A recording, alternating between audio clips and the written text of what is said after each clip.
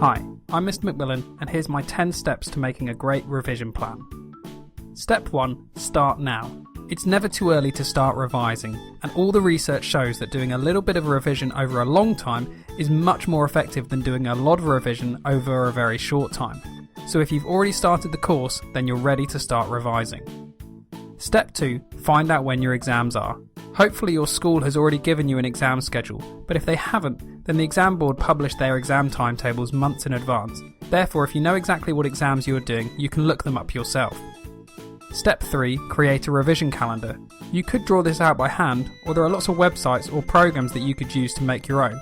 Try using getrevising.com/planner as a good place to start, or use a program like Excel to make your own personalised calendar, which you can print out yourself. What the calendar looks like doesn't really matter as long as it's big enough to add in your own details. Step 4. Split each day on the calendar into 3 sessions: morning, afternoon and evening. On school days you're at school in the morning and afternoon, so you only have to worry about evenings. At weekends and holidays you have 3 sessions a day to think about. I suggest that each session should be 3 hours long. 3 sessions at 3 hours means a maximum of 9 hours in a day. This really is the maximum you should do. Most adults work 8 to 9 hours a day. If an adult tries to work significantly more than this over a period of time, then they're likely to burn out and get stressed. So you can't expect a young adult to be able to sustain more than 9 hours a day without getting burnt out too. Step 5. Add your exams to the calendar. You could develop your own colour coding system so it's clear which sessions are exams, which ones are for revision and which ones are for rest breaks. Make sure you add any other immovable events that you really have to attend, like family weddings. Step 6. Start planning your revision and allocating sessions to different subjects. There's no one set way of doing this since everyone's timetable will be slightly different. I would tend to start at each exam and then work backwards to add in a number of sessions, taking into account other exams, events and also leaving appropriate times for rests. There's no right or wrong answer as to how often to schedule a rest session, so you'll need to decide what works for you. You need to find a balance between rewarding yourself for hard work and being reasonable about getting enough work done. Step 7. Split each larger session into 3 smaller, more manageable parts. Let's call them mini sessions. I suggest the following format.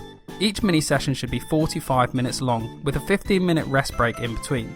If you start each mini session on the hour, this makes timekeeping really simple. Step 8. Pick 3 topics to cover in a session, 1 topic per mini session.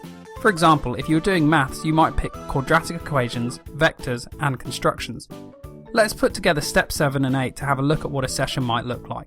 So let's say you start at 9 AM, you do 45 minutes on quadratics, then take a 15-minute break. At 10 AM you start vectors for 45 minutes, then take another 15-minute break, and at 11 AM you start your final mini session on constructions and you finish at 11:45 AM. If things are going well in the last mini session, then why not power on through to 12? Step 9. Keep track of time and use your breaks well. Use an egg timer, ask your parents if you don't know what that is, to count down the time remaining. Don't use your phone for this as it will be tempting to respond to texts or check in on your social media accounts.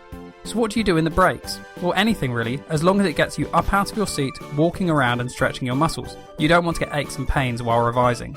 Also, make sure you're trying not to keep thinking about your revision. Try some of the following suggestions. Go to the toilet, make a cup of tea, have a snack, do some keepy-ups in the garden, play a level of Candy Crush, text a friend, walk around the house, make your bed, cuddle your favourite pet. It really doesn't matter as long as you stick to the time. Use the egg timer to set a countdown as to when you need to get straight back to work. Step 10. Keep to the plan. Don't procrastinate. If you break up the revision into manageable sessions, it will make revising much easier to accomplish. Also, knowing you have a limit on how much you can do in a day will help keep you motivated. Always remember to keep in mind your goals. When you made your calendar, maybe you could add something after the exams to keep aiming for, like the school prom or your summer holidays, and make sure to tick off each session as you go. It will give you a great sense of satisfaction. I've been Mr. McMillan, thanks for watching. Make sure you check out my other revision videos.